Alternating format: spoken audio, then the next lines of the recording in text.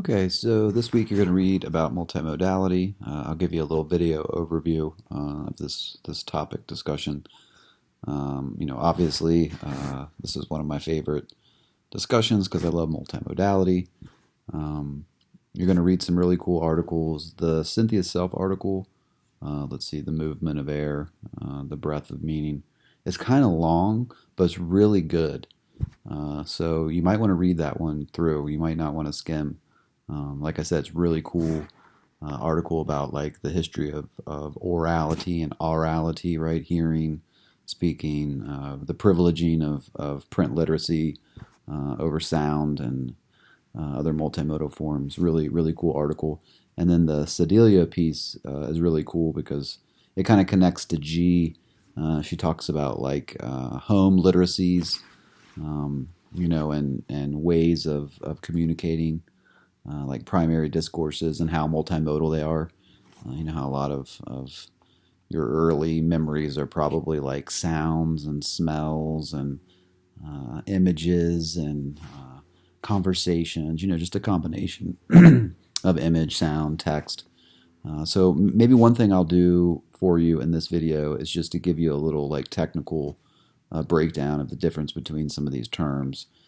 So multimodal and multimedia are two terms used to describe, digital writing, multimodal text, media text. They seem to cross over a lot, but there are actually some differences. There was a really cool article by Claire Luckwhite.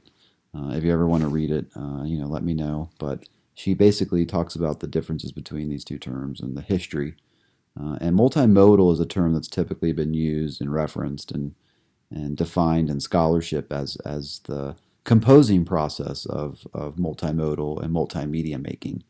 So multimodal is typically a term used to describe like the process of working with sounds, images, and text. And multimedia is a term typically associated with like a finished product, like a final DVD for sale. The multimedia object, the thing that's done, the product.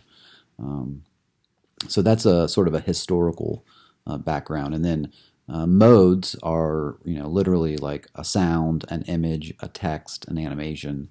Modes, multimodal, meaning, multiple modes interacting with each other. And mediums are the things that, modes are on or come through. Like a medium is like a TV. A medium is like the radio, a computer, right? Mediums are different, so to speak, than modes. But that's just a little technical terminology to help you kind of make sense of some of these articles. But multimodality is great. I mean, we are multimodal. We learn through sounds, images, texts. We are very performance based. So when you're reading these articles, be thinking about the privileging of print literacy and writing over the use of sounds and images and animations and why.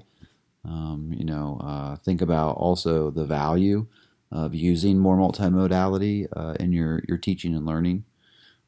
So again, this set of readings is really cool.